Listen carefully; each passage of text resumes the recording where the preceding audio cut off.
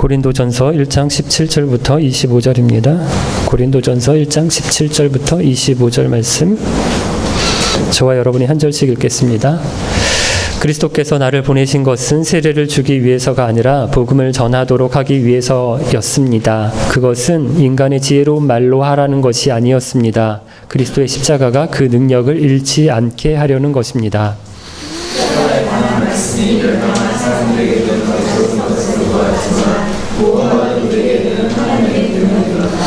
성경에 이렇게 기록되어 있습니다. 내가 지혜로운 사람들의 지혜를 멸하고 지식 있는 사람들의 지식을 물리치리라. 지혜 있는 사람이 어디 있으며 저가 어디 있습니까? 이 시대에 그런 자가 어디 있습니까? 하나님께서 이 세상의 지혜를 어떻게 하지 않으셨습니까? 세상이 자기의 지혜를 통해서는 하나님을 알지 못하게 하신 것이 하나님의 지혜입니다. 그래서 하나님께서는 우리가 전하는 어리석어 보이는 말씀 선포로 믿는 사람들을 구원하기를 기뻐하셨습니다.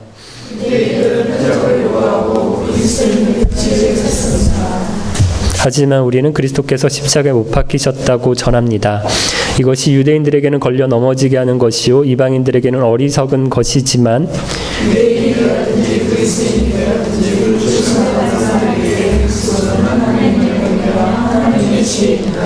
하나님의 어리석음이 사람의 지혜보다 더 지혜로우며 하나님의 약함이 사람의 강함보다 더 강합니다.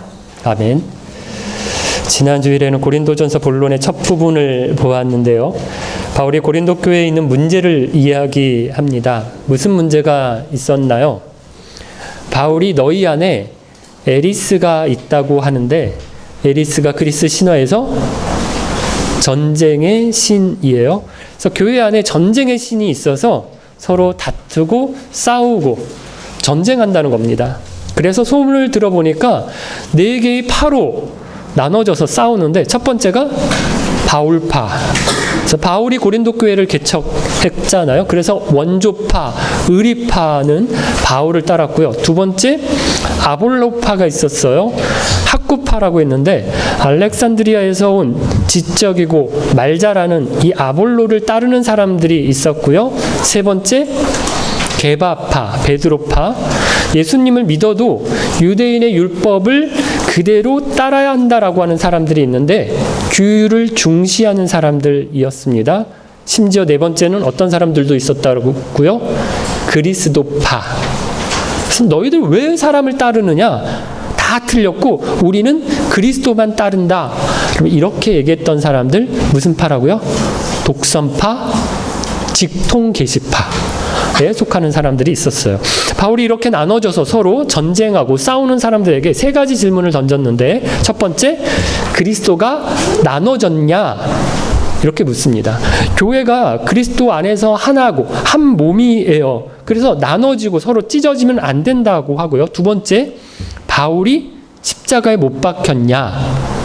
묻는데, 십자가에 못 박혀서 하나님과 하나 되게 하시고 우리 형제 자매들이 한 가족 되게 하신 분은 아볼로도 아니고 바울도 아니고 게바도 아니고 예수님이라는 겁니다. 세 번째, 너희가 바울의 이름으로 세례를 받았느냐 묻는데요. 누구에게 세례를 받았느냐라고 하는 건 중요한 게 아니라 누구의 이름으로 세례를 받았는가라고 하는 게 중요해요. 그래서 우리가 다 예수의 이름으로 세례를 받았기 때문에 예수의 사람이라는 겁니다. 여러분, 좀 엉뚱한 상상을 제가 이 본문을 보면서 해봤는데요. 만약에 바울이 살아서 상트페테르부르크에 있으면서 모스크바에 있는 그리스도인들에게 편지를 쓴다고 생각을 해보세요.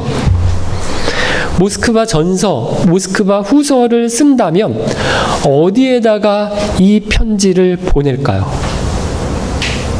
어느 교회에 이 편지를 보낼까요? 어디에 보내든지 모스크바에 있는 모든 교회에 보낸 거고요. 모스크바에 있는 모든 교회가 그 편지를 돌려서 읽어야 됩니다. 고린도 교회도 마찬가지예요. 당시 고린도에 고린도 교회라고 해서 교회 건물이 있고 교회가 딱 하나만 있었던 게 아니에요. 우리 목장이 있는 것처럼 가정에서 모이는 여러 개의 교회들이 있었고요. 이들을 다 고린도에 있는 교회라고 해서 고린도 교회라고 불렀어요.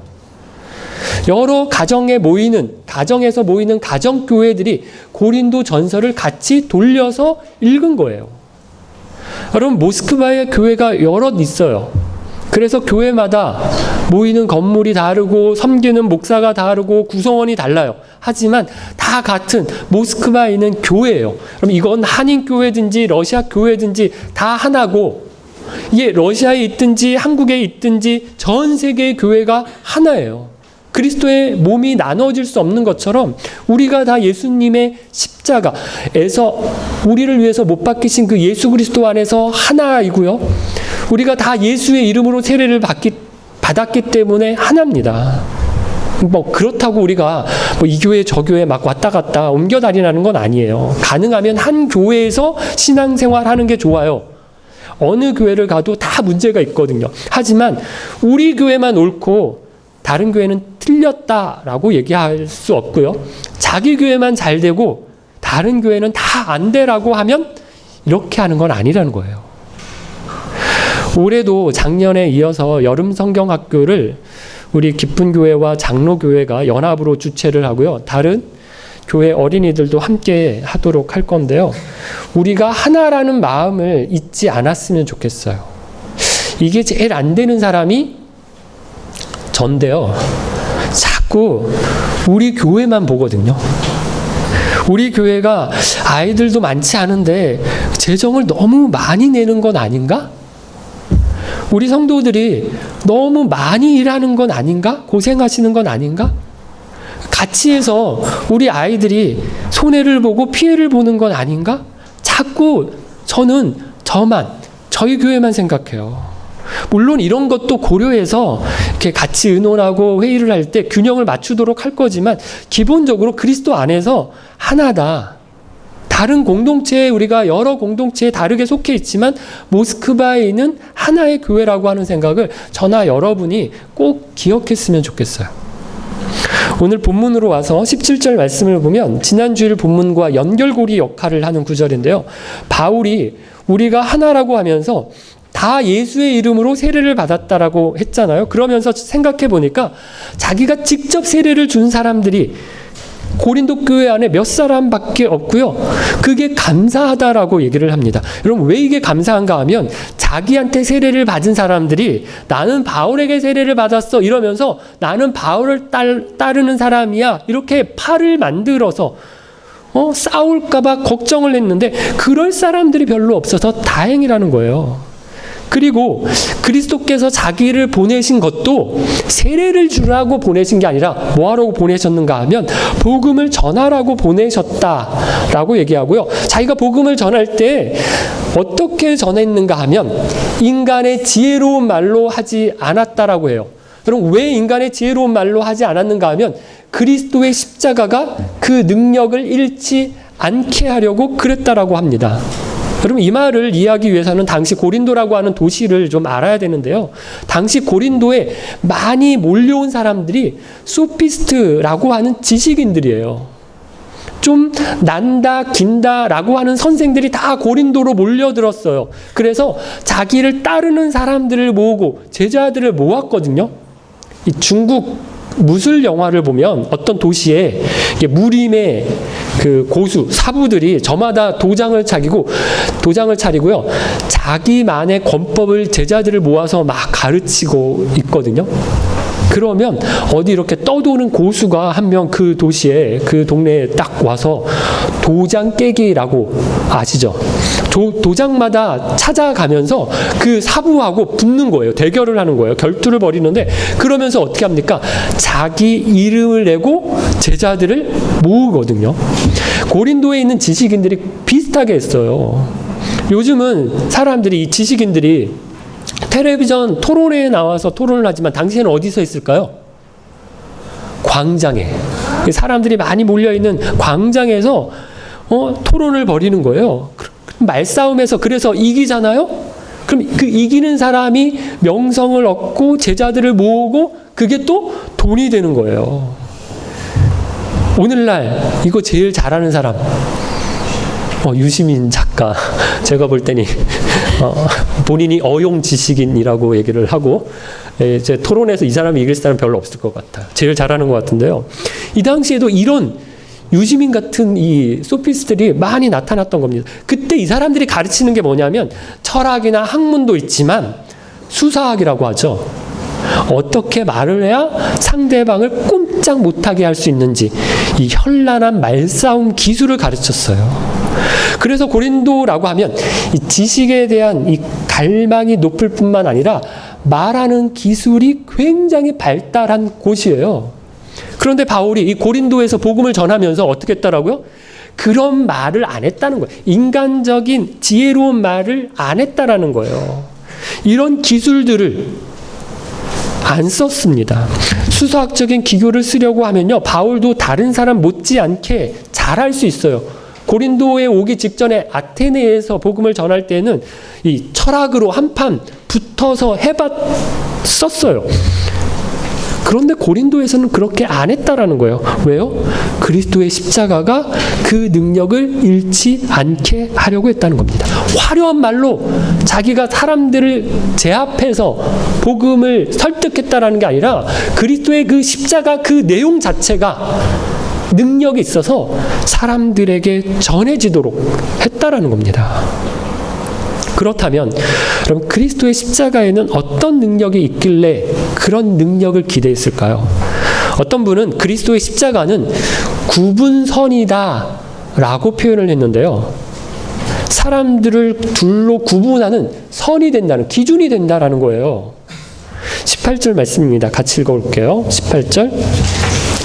십자가에 관한 말씀이 멸망할 사람들에게는 어리석은 것에 불과하지만 구원받은 우리에게는 하나님의 능력입니다. 멸망할 사람과 구원받을 사람들을 구분하는데 기준이 뭐? 십자가라는 겁니다. 십자가에 대한 생각에 따라서 사람들이 둘로 나뉘어요. 십자가에 대한 태도에 따라서 멸망할 사람과 구원받을 사람들이 나뉜다는 거예요. 그럼 이 두 종류의 사람들은 십자가를 각각 어떻게 생각하는가 하면요. 먼저 멸망할 사람들인데 멸망할 사람들은 십자가를 어리석은 거라고 생각했어요. 그럼 왜 어리석은 거라고 생각했는가 하면 이 사람들이 머리가 나빠서 지혜가 없어서 그런 게 아니에요. 오히려 이 사람들이 더 똑똑하고 지혜로운 사람들이에요. 그래서 19절 말씀을 보면 성경에 이렇게 기록되어 있습니다. 내가 지혜로운 사람들의 지혜를 멸하고 지식 있는 사람들의 지식을 물리치리라. 자기가 지혜롭다고 깝죽거리고 자기가 좀 안다고 나서는 사람들이 망할 거라고 하나님이 이미 성경에 예언해 놓으셨다라고 하는 거고요. 20절. 그래서 바울이 이렇게 묻는데 지혜로운 사람이 어디 있으며 학자가 어디 있습니까? 이 시대의 변론가가 어디 있습니까? 하나님께서 이 세상의 지혜를 어리석게 하지 않으셨습니까? 구원받은 사람들 중에 보니까 이런 사람 있냐는 거예요. 똑똑하고 머리 잘 돌아가서 공부 잘해요. 그러면 좋은 대학 가고 좋은 데 취직해서 돈 많이 벌어서 잘 먹고 잘 살 수는 있어요. 그런데 그거 가지고 그거 하고 구원받는 거 하고는 상관이 있나? 없다는 겁니다. 다행이죠. IQ 검사에서 몇 점 이상만 구원을 받는다라고 말하면 그리고 그 밑으로는 다 멸망이라고 하고요. 시험을 쳐서 몇 등까지만 붙여주고 나머지는 다 떨어뜨린다라고 하면 어떤가요? 여기 구원 못 받을 사람 많아요.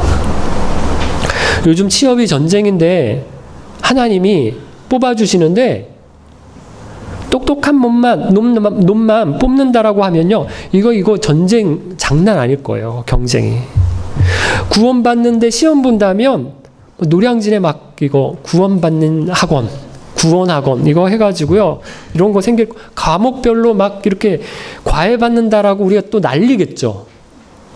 성경 시험, 기도 시험, 찬양 시험 뭐 찬송가 몇 장 탁 나오고 이거 찬송가 몇 장입니까? 뭐 이런 거 하면 딱 맞춰야 되고 성경 구절 뭐 하나 딱 얘기하고 이거 어디서 몇 장 몇 절이냐 이거 써보라고 하면 이거 막 난리 날 겁니다. 저 같은 사람이야 이거 좀 돈 좀 벌 것 같아요. 그런데 그게 아니라는 거예요. 21절인데 세상이 자기의 지혜를 통해서는 하나님을 알지 못하게 하신 것이 하나님의 지혜라고 하거든요. 아무리 사람들이 지혜로워도 그 지혜로는 하나님을 알 수가 없어요. 구원을 받지 못합니다. 계몽주의 시대에는 그런 환상이 있었어요. 사람들이 몰라서 깨우치지 못해서 문제지 열심히 가르치면 배우면 세상이 달라질 거라고 생각했어요.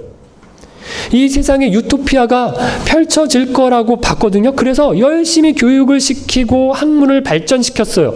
그걸 제일 열심히 한 나라가 독일이에요. 그런데 1차, 2차 세계대전을 독일이 일으켰고요. 유대인들을 대량 학살했잖아요. 계몽주의가 답이 아니었던 거예요. 과학기술이 급속도로 발전하면서 과학이 점점 발전하면 인체의 신비, 우주의 신비가 이런 게 다 풀릴 거라고 기대했어요. 사람이 신의 영역에 도달하고 신이 필요 없는 시대가 올 거라고 봤어요. 그런데 정말 그런가요? 아니에요. 의학의 발달로 사람의 몸이 얼마나 오묘한지를 알면 알수록 신의 창조가 아니면 안 되는 게 많아졌고요. 설명이 안 되는 게. 그럼 우주가 얼마나 크고 광대한지를 알면 알수록 신이 없으면 설명되지 않은 부분들이 더 많아졌어요. 그래서 예전에는 과학자들 중에 뭐 작은 거 하나 발견하고 신의 영역에 들어섰다라고 하면서 막 호들갑을 떠는 그런 사람들, 뭐 리차드 도킨슨 같은 무신론자들이 많았거든요. 그런데 요즘에는 과학계에서부터 이런 사람들이 반박을 받고 있습니다. 22절을 보면 유대인들은 표적을 구하고 그리스인들은 지혜를 찾는다고 하는데요. 23절 십자가가 유대인들에게는 걸려 넘어지는 것이 되었고요. 이방인들 그리스인들에게는 어리석은 것이라고 얘기를 하거든요. 그럼 이 유대인들은요. 그리스도를 알고요. 메시아를 기다렸어요. 구원자가 올 거라고 믿었어요. 그런데 십자가가 구원이라고 하니까 예수가 메시아고 그리스도고 구원자라고 하니까 그게 어떻게 되었다라고요? 걸림돌이 되었다라는 거예요. 그럼 왜 그럴까요? 유대인들의 머리로는 구원자가 로마인들에게 잡혀서 십자가에 달려서 죽었다는 게 이게 도무지 이해가 안 되는 거예요. 구원자라면 로마인을 죽여야지. 로마인에게 죽으면 안 돼요. 로마인을 무찌르고 이스라엘 나라를 독립시켜야지 로마인에게 잡혀서 죽었다는 것이 이게 말이 안 되고요. 더군다나 죽었는데 로마인과 싸우다가 전쟁터에서 장렬하게 전사한 게 아니라 어디에? 십자가에서 죽었잖아요. 율법에 보면 나무에 달린 자마다 저주를 받은 자라는 말씀이 있거든요. 그런데 하필이면 이 구원자가 메시아가 나무에 십자가에 달려서 죽었다는 건 저주받아서 죽었다는 거거든요. 이건 유대인들에게는 완전 불경한 거고요. 이해할 수 없는 거예요. 그러니까 십자가가 구원이라는 생각을 전혀 못했다라는 거예요. 그리스인들도요. 이 사람들이 이 소크라테스의 후예들 아니에요. 플라톤, 아리스토텔레스의 후손들이니까 이게 철학이 발전하고 지혜를 탐구하고 말 잘하는 걸로 자기들이 얼마나 똑똑하고 생각이 많은 사람들인데 많이 하는 사람들인데 이런 사람들입니다. 자기들의 머리로는 그러니까 아무리 생각해 보아도 십자가가 구원이라는 게 말이 안 되는 거예요. 구원자라고 하면 헤라클레스처럼 힘도 세고 막 싸움도 잘하고 영웅이어야 하는데 십자가면 이 로마가 만든 사형틀이잖아요. 십자가에 달려 죽은 사람이 구원자라고 하는 게 이게 이성적으로 합리적으로 철학적으로 도무지 안 맞는 말인 거예요. 그러니까 십자가를 구원이라고 얘기를 하니까 비웃음거리가 되고요. 바보 같은 이야기를 한다고 비웃은 겁니다. 하지만 구원받은 자들에게는 십자가가 어떤가요? 18절을 보면 십자가가 멸망하는 사람에게는 어리석은 것이지만 구원받은 우리에게는 뭐라고요? 하나님의 능력이라고 하거든요. 어떻게 능력인지 설명하려면 여러분 복음을 설명해야 되는데요. 그럼 복음은 신약만 말하고 예수님만 말하면 되는 게 아니라 구약의 창세기부터 설명을 해야 돼요. 하나님께서 세상을 만드셨는데 가장 마지막에 만드신 게 사람이에요. 하나님께서 사람에게 만드신 세상을 다스리도록 맡겨주셨어요. 사람이 세상을 잘 다스리는 것을 통해서 하나님께서 세상과 사람을 만드신 하나님께서 영광을 받으시려고 했던 거예요. 그런데 사람이 하나님을 떠납니다. 하나님의 명령을 어기고 선악을 알게 하는 나무의 열매를 먹고 범죄해요. 하나님을 기쁘시게 하기보다 자기를 위해서, 자기를 더 기쁘게 하기 위해서 살기로 결정하거든요. 그런데 사람의 범죄가 사람에게만 해를 끼친 게 아니라 사람이 맡아서 다스려야 될 세상도 망하게 했어요. 타락시켰어요. 하나님께서 이 범죄한 인류와 타락한 세상을 회복시키시려고 하는 것이 성경의 이야기인데, 처음엔 아브라함을 부르시고 이스라엘 나라를 택하십니다.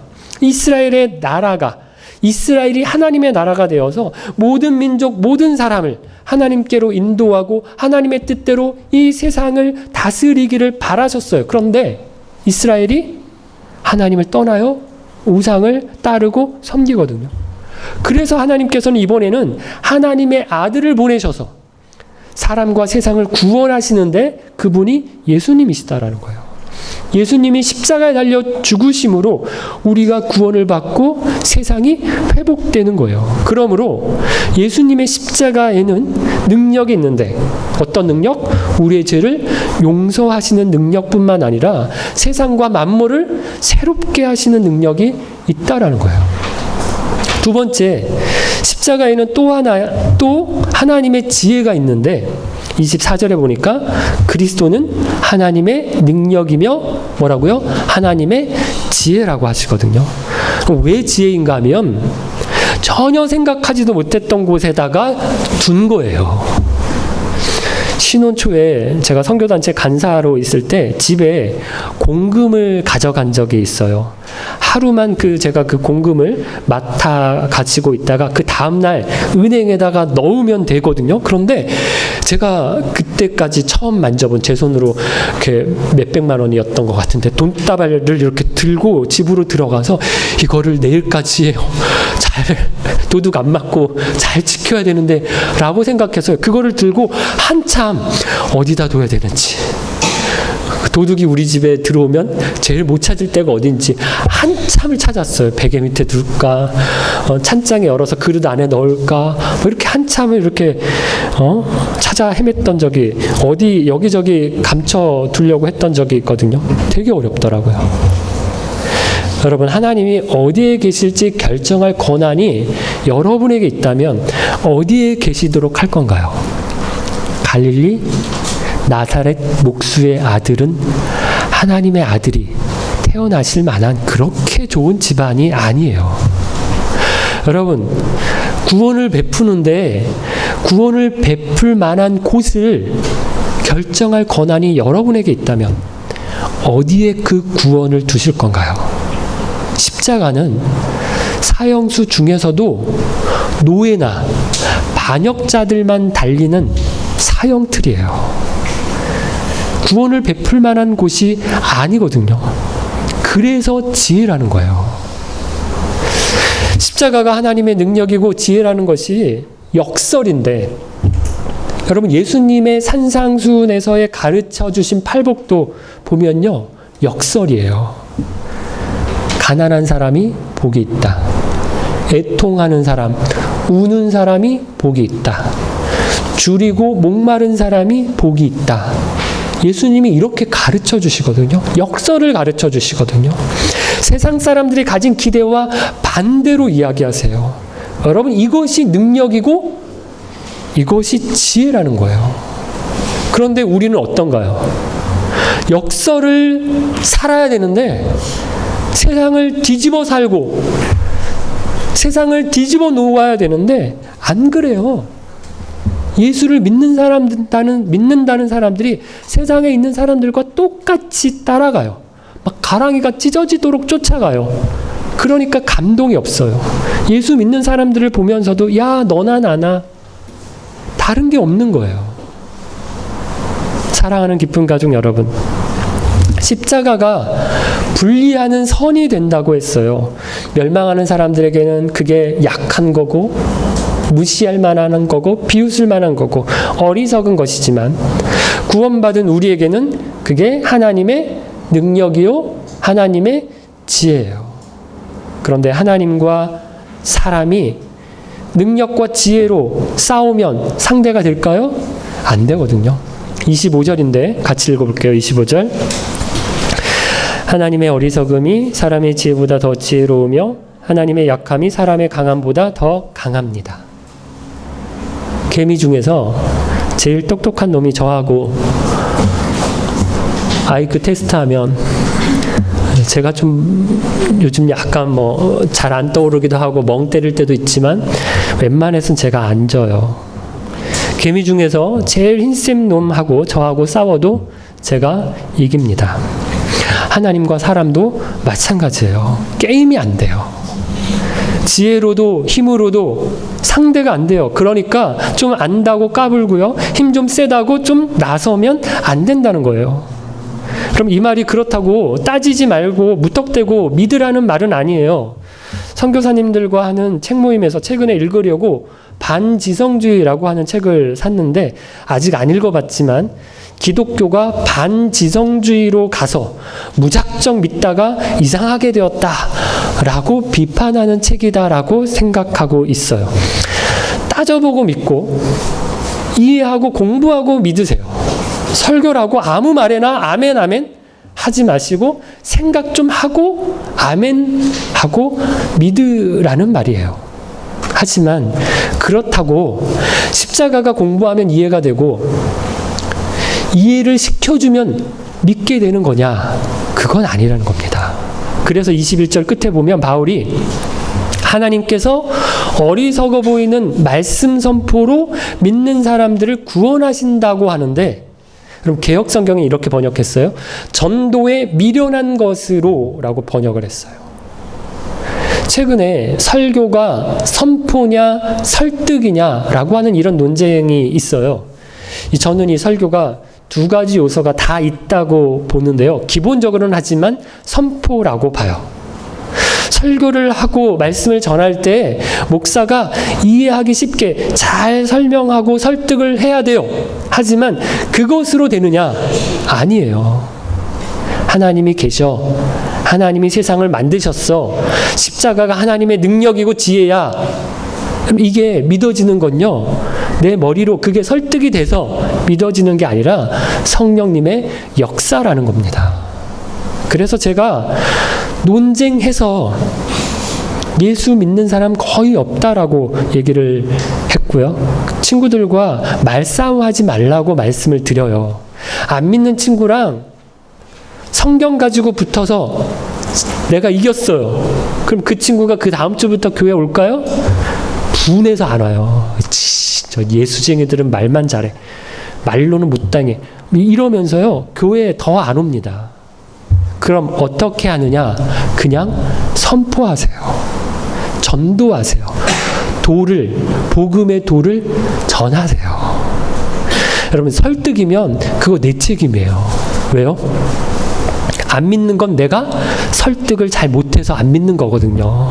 그런데 선포고 전하는 거면요, 믿고 안 믿고는 그 사람 책임이고요, 성령님이 하시는 일이지 내 책임 아니에요. 나는 이야기만 하면 돼요. 전하기만 하면 돼요.